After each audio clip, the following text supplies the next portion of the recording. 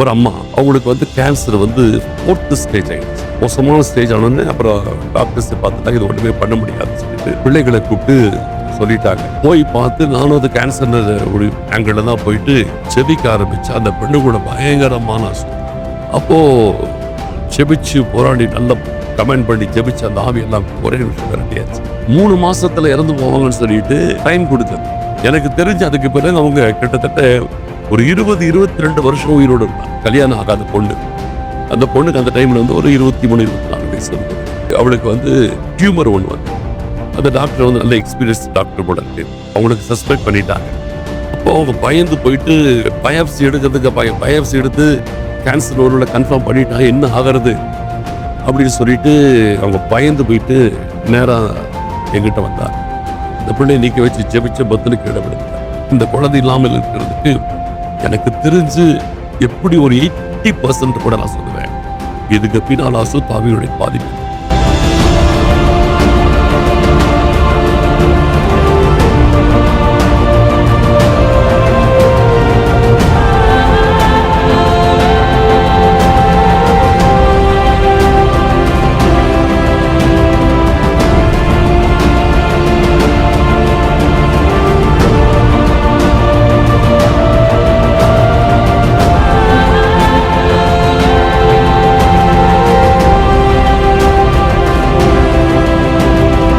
Christian network நேயர்கள் அனைவரையும் ஆண்டவராகிய இயேசு கிறிஸ்துவின் நாமத்தில் வாழ்த்துகிறோம்.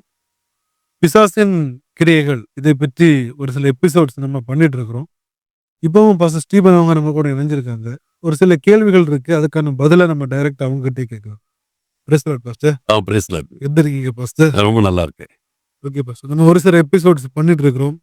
பிசாசின் தந்திரங்கள், அநேக சந்தேகங்களுக்கான பதிலை நீங்க சொல்லிட்டு இருக்கீங்க. அநேக மக்கள் புரோஜனமா இருக்கு அப்படின்னு சொல்றாங்க.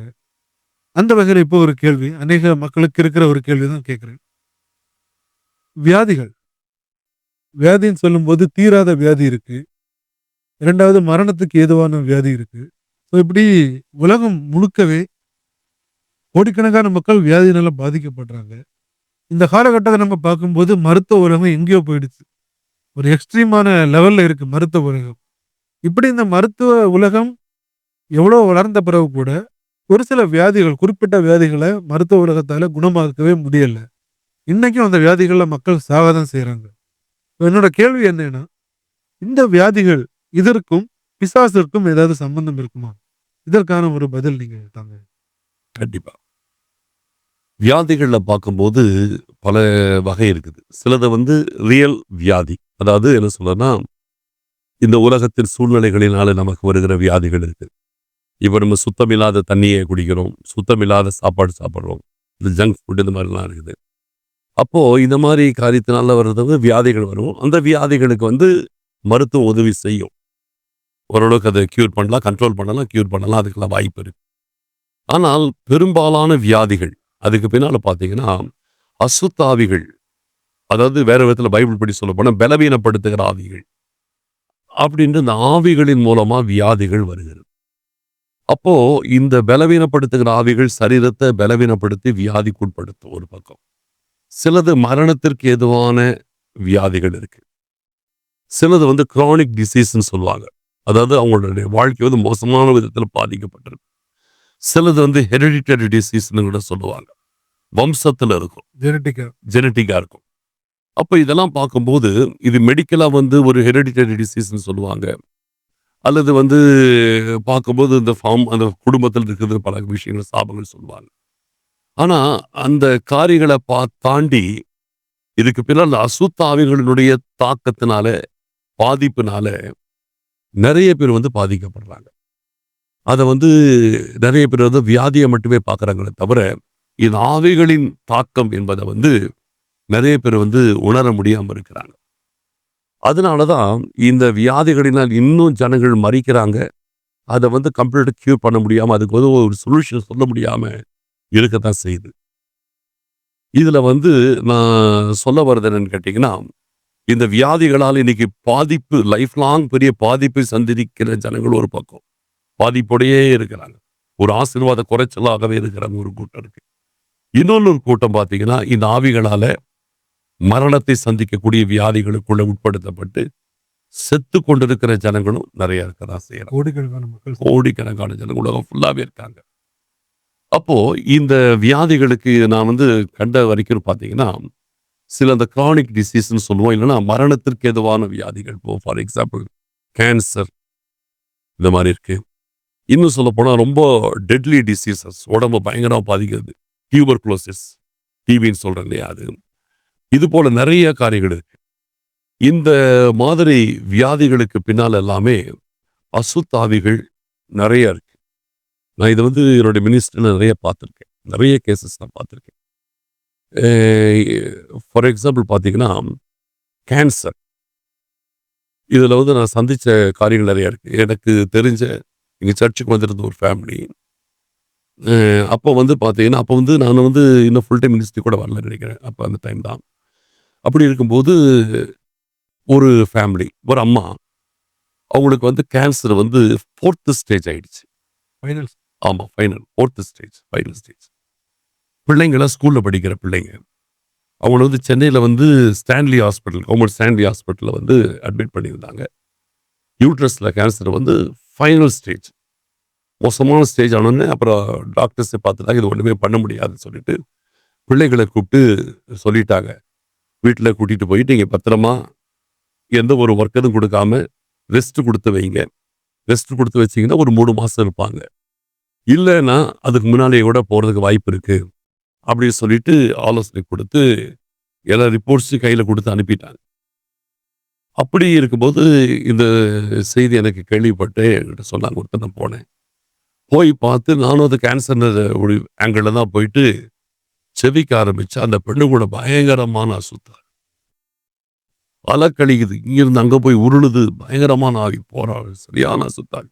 அது வரைக்கும் நான் அதை கேன்சரா தான் பார்த்தேன். பட் அதுக்குள்ள பார்க்கும்போது அப்படி ஒரு ஆவியோடைய போராட்டம் இருந்துச்சு.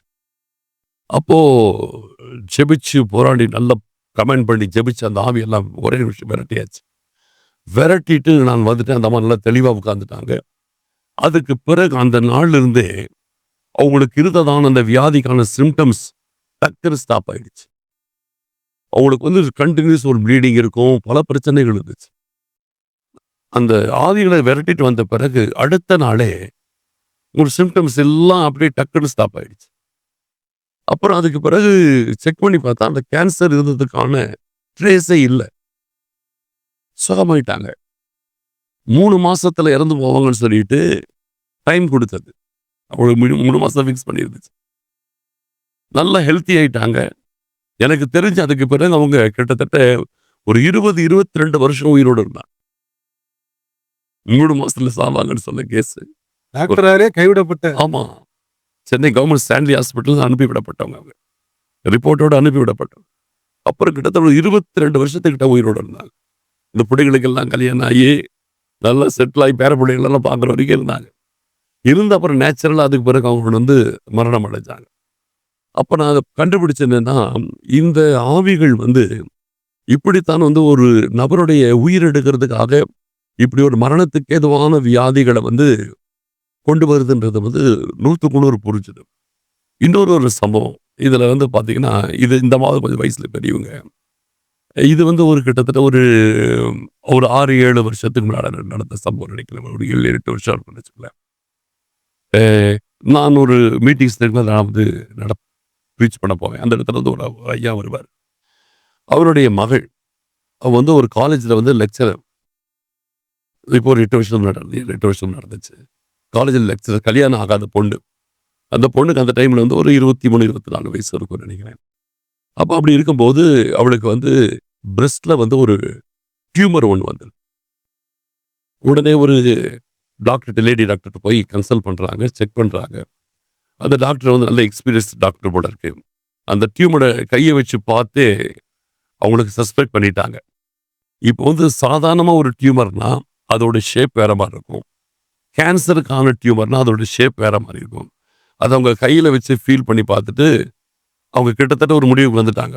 இது கேன்சர் டியூமர் மாதிரி தான் இருக்கு அப்படின்னு சொல்லிட்டு உடனே போய் பயாப்சி எடுக்கணும். பயாப்சி எடுத்து அதை கன்ஃபார்ம் பண்ணிட்டு அதுக்கு பிறகு கேன்சருக்கான ட்ரீட்மெண்ட் ஆரம்பிக்கலாம் அப்படின்னு சொல்லிட்டாங்க. பாருங்க, கல்யாணம் ஆகாத பொண்ணு, ஒரு 23-24 வயசுக்குள்ள இருக்கிற ஒரு பொண்ணு, படிச்ச பொண்ணு, லெக்சரரா இருக்கிறா.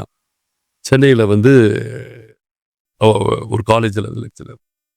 அப்போ அப்படி இருக்கும்போது அதை பயந்துட்டாங்க. அந்த பொண்ணுடைய ஃபியூச்சரே கேள்விக்குறி. ஆமா. எப்படி இருக்கும் அது கேள்விப்படும்போது? ஆமா. கல்யாணத்துக்கு முன்னாலேயே இப்படி வந்து ஒரு பிரஸ்ட் கேன்சர் வந்து இப்போ அதனுடைய சூழ்நிலை வந்து எவ்வளோ விளைவு எப்படி வேணா இருக்கலாம். உயிருக்கு ஆபத்தாக்கலாம், பிரஸ்ட் ரிமூவ் பண்ணலாம், என்ன வேணா நடக்கலாம். அப்போ அவங்க பயந்து போயிட்டு பயாப்சி எடுக்கிறதுக்கு பயாப்சி எடுத்து கேன்சர் ஒருவேளை கன்ஃபார்ம் பண்ணிட்டா என்ன ஆகிறது அப்படின்னு சொல்லிட்டு அவங்க பயந்து போயிட்டு நேரா என்கிட்ட வந்தாங்க. அப்போ அவங்க சொன்ன உடனே அந்த டாக்டர் வந்து ரொம்ப கிளியரா டயக்னோஸ் பண்ணிட்டு தான் சொல்றாங்க. எக்ஸ்பீரியன்ஸ் லேடி போல. அப்புறம் என்கிட்ட சொன்ன உடனே எனக்கு வந்து ஒரு சந்தேகம் வந்துருச்சு. அப்ப நான் அவங்ககிட்ட சொன்னேன், இது ஒரு சாதாரணமான டியூமரா இருந்தால் நான் ஜெபிக்கும் போது ஒரு அந்த டியூமர் வந்து மறைஞ்சும் ஒன்றும் தெரியாது. இப்ப நம்ம ஜெபிச்சு பார்த்து விட்டுடலாம். பட் இது வந்து இன்கேஸ் அது கேன்சரா இருந்தால் அது வந்து அசுத்தாவினால வந்ததா இருக்கும். சாதாரண டியூமர்னா அது கேன்சர், அது வந்து அசுத்தாவிக்கு சம்மந்தம் கிடையாது. இன்கேஸ் அது கேன்சரா இருந்தா அது அசுத்தாவினால தான் வந்திருக்கும். நான் தலையில கையை வைக்கும்போது புரிஞ்சிடும், அவ கீழே விழுந்துருவா. அப்போ வந்து கேன்சர்னா அது அந்த ஸ்பிரிட்டோட இன்ஃப்ளூயன்ஸ் இருந்தா கண்டிப்பா கீழே விழுந்துருவா. அப்போ அது கேன்சர்ன்றதை கன்ஃபார்ம்டா தெரிஞ்சுக்கலாம்னு சொல்லிட்டு அந்த பிள்ளையை நீக்க வச்சு ஜெபிச்ச பத்துன்னு கீழே விழுந்துட்டான். அப்புறம் கமெண்ட் பண்ணி அந்த டியூமர் மறைட்டு கமெண்ட் பண்ணி ஒரு ஜெபம் பண்ணிட்டு போய் செக் பண்ணி பார்த்து சொன்னேன். அப்புறம் அந்த பொண்ணு போய் செக் பண்ணி பார்த்துட்டு அப்படியே ஆஃப் சைஸ் அப்படியே ரெடியூஸ் ஆயிடுச்சு அப்படின்னா. சரி, அப்போ அது கன்ஃபார்ம்டா தெரியுது, இதுதான் ஸ்பிரிட்ல தான் வந்திருக்கு. அப்போ நல்லா அந்த பொண்ணை மறுபடியும் கர்த்தர்ட்ட நல்லா ஒப்பு கொடுக்க வச்சு நல்லா கமிட் பண்ண வச்சுட்டு திருப்பி ஒரு ப்ரேயர் பண்ணோம். இத்தனையும் அந்த பொண்ணு பிலீவர் தான், ஆனால் ஒரு கமிட்மெண்ட் தேவையா இருந்துச்சு. மறுபடியும் நல்லா கர்த்தர்ட்ட ஒப்பு கொடுக்க வச்சுட்டு மறுபடியும் ஒரு ப்ரே பண்ணது தான் பொத்துன்னு கீழே விழுந்தது. அந்த அசுத்தாவி அந்த பிள்ளை விட்டு கம்ப்ளீட்டாக போயிடுச்சு. இவன் போய் திருப்பி செக் பண்ணி பார்த்துட்டு வாமா, டெஸ்ட் பண்ணி கையில் இப்போ ஃபீல் பண்ணி செக் பண்ணிட்டு வாங்க. போயிட்டாலும் தொட்டெல்லாம் பார்த்துட்டு சுத்தமாக காணும் அப்படின்னா. எல்லாம் ஒரு 10 நிமிஷத்துல நடக்குது. கம்ப்ளீட்டாக ஃபர்ஸ்ட் ப்ரேயரில் வந்து ஒரு ஆஃபர் ரெடியூஸ் ஆச்சு. இன்னொரு ப்ரேயர் பண்ணணும், கம்ப்ளீட்டாக இல்லை. அது இருந்த தேடி பார்த்து காணவே காணும். அப்புறம் சுத்தமாக காணும் தான். அதுக்கு பிறகு போனால் அந்த டியூமரை வர, அதுக்கு பிறகு திருப்பி அது வரல, ஒன்றும் ஆகலை. கிட்டத்தட்ட ஒரு 6 வருஷம் ஆச்சு, ஒன்றுமே வரல. அப்புறம் ஒரு 4 வருஷம் ஆன பிறகு அந்த பொண்ணுக்கு மேரேஜ் ஆச்சு. அந்த மேரேஜ் நல்லா போயிருந்து மேரேஜ் ஆச்சு. அப்புறம் அந்த பொண்ணுக்கு வந்து கன்சீவ் ஆன நியூஸ் எனக்கு வந்துச்சு. அப்புறம் நேற்று தான் ஆக்சுவலாக இப்போ நம்ம வீடியோ எடுக்கிறேன், நேற்று தான் எனக்கு சென்னையிலேருந்து எனக்கு அந்த பொண்ணோட அக்கா ஃபோன் பண்ணாங்க, என் தங்கச்சியை டெலிவரிக்காக அட்மிட் பண்ணியிருக்கிறோன்னு. அப்புறம் நேற்று நைட்டு தான் இன்ஃபார்ம் பண்ணாங்க, ஒரு ஆண் குழந்தை பிறந்துருச்சு. இது இப்போ அந்த பொண்ணு இப்போ நல்லா இருக்கிறா, கல்யாணம் ஆகி குழந்தைகளாக பிறந்துருச்சு, ஹெல்த்தியாக இருக்கிறா, ஒரு பிரச்சனையும் இல்லை. அப்போ இது வந்து கேன்சர்னால அந்த பொண்ணுடைய எதிர்காலமே ஒரு கேள்விக்குறியாக போச்சு. இதுக்கு கர்த்தர் அந்த பொண்ணை வந்து நல்லா ஹீல் பண்ணி கல்யாணம் ஆகி குழந்தையும் ஆயிடுச்சு, குழந்தையும் பிறந்துருச்சு. அதனால இதெல்லாம் வந்து கேன்சர் வந்து இதே போல வந்து டிபி நிறைய டிசீசஸ் ஏதுவான வியாதிகள். ஆமா, அது எல்லாம் இருக்கு. கிரானிக் டிசீஸ் சிலது வந்து மரணத்துக்கு எதுவாக இருக்காது, ஆனா ஹீலும் பண்ண முடியாது. பலவீனப்படுத்திட்டே இருக்கும். ஆமா, கியூரே பண்ண முடியாது, அப்படி இருக்கும். அந்த மாதிரி இருக்கிற வியாதிகளும் அசுத்தாவிகளினால வருது. இது ஒரு பக்கம் இருக்கு.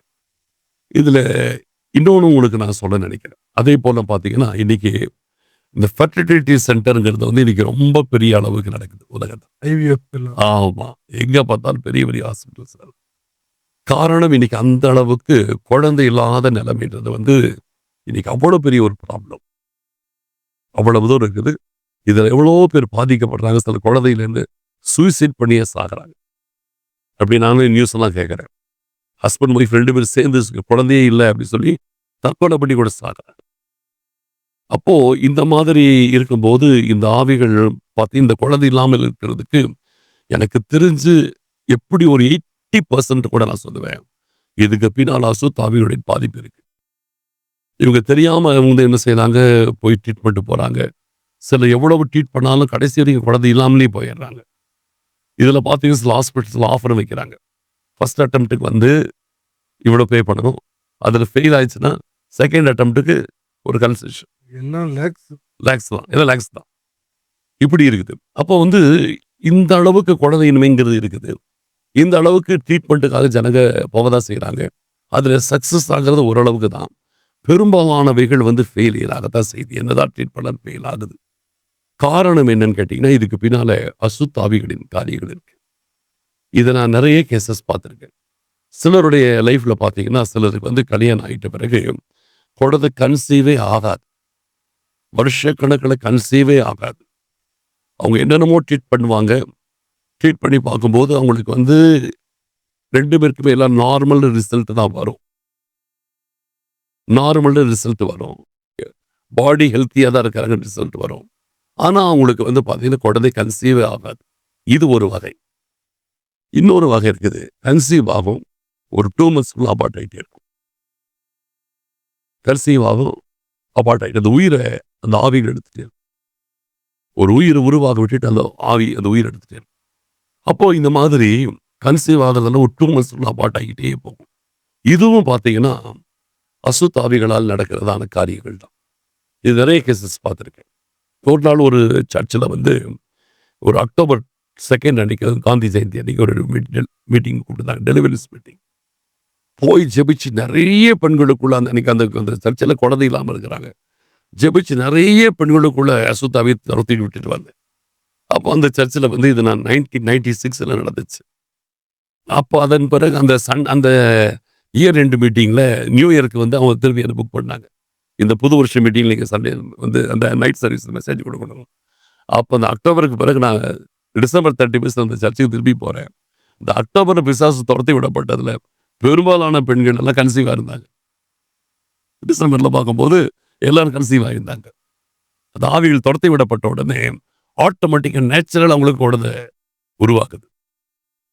இது இப்போ நிறைய பார்க்குறேன். இப்போ எங்கள் சர்ச்சில் சமீபத்தில் சில வாலிப பசங்களுக்கு திருமணம் ஆச்சு. அதில் ஒரு பெண்ணுக்கு வந்து பார்த்தீங்கன்னா ஒரு வாலிப பொண்ணு இந்து குடும்பத்தில் எல்லாம் இந்து பேக்ரவுண்ட்லேருந்து வருவாங்க. கர்த்தரை தான் பின்னணியில் வருவாங்க.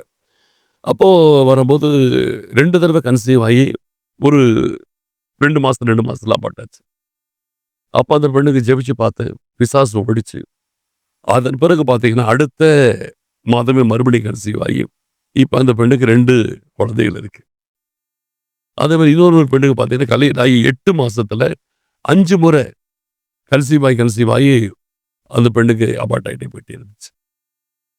அந்த பெண்ணுக்கும் பார்த்தாக்கிட்டா வெளியில் வந்த பிள்ளைகள் கர்த்தரை சரியாக கமிட் பண்ணாமல் வந்திருப்பாங்க. அப்போ ஜெபிச்சு பிசாசு துரத்துற உடனே மறுபடியும் அவங்க நேச்சுரலாக கன்சீவ் ஆகி அதன் பிறகு குழந்தையை பெற்றுறாங்க. அதனால் இன்னைக்கு இதெல்லாம் வந்து ரொம்ப பெரிய அளவுக்கு இன்னைக்கு குழந்தையின்மை அப்படின்றதுல எனக்கு தெரிஞ்ச ஒரு 80% பின்னால இந்த ஆவிகளின் தாக்கம் இருக்கிறான். சரி, இந்த ஆவிகளை துரத்துனா நேச்சுரலாகவே உங்களுக்கு ட்ரீட்மெண்ட் இல்லாமல் குழந்தை கிடைக்கும். ஓகே பாஸ்டர், மிக அருமையான சில காரியங்களை சொன்னீங்க. குறிப்பாக மரணத்துக்கு ஏதுவான வியாதி, இது காரணமே பிசாசு தான். 2வது குழந்தையின்மை, இதற்கும் பிசாசு தான். நிறைய பேருக்கு தெரியாது. நிறைய சந்தேகங்கள் நிறைய பேருக்கு இருந்திருக்கும். நம்ம வாழ்க்கையில ஏன் இந்த வியாதி வருது, ஏன் இந்த தாக்கங்கள் இருக்குன்னு நிறைய பேருக்கு சந்தேகம் இருந்திருக்கும். இந்த வீடியோ மூலமாக இப்போ நிறைய பேருக்கு ஒரு தெளிவான விளக்கம் கிடைச்சிருக்கும்னு நான் நினைக்கிறேன். ரொம்ப அருமையான ஒரு மெசேஜ் சொல்லி, சில சம்பவங்கள் உங்க வாழ்க்கையில் நடந்த சில சம்பவங்களையும் சொல்லி ஒரு அழகான மெசேஜ் கொடுத்து மக்களுக்கு இந்த வியாதியினால உள்ள காரியத்தை புரிய வச்சதுக்கு ரொம்ப நன்றி பாப்பேன்.